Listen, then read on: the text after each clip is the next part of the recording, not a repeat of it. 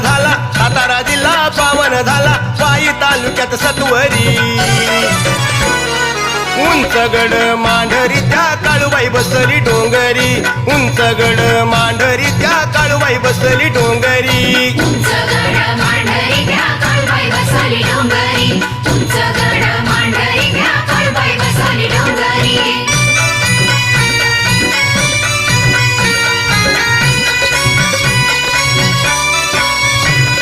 सातकडे पर्वत रांगा, घाट अवघड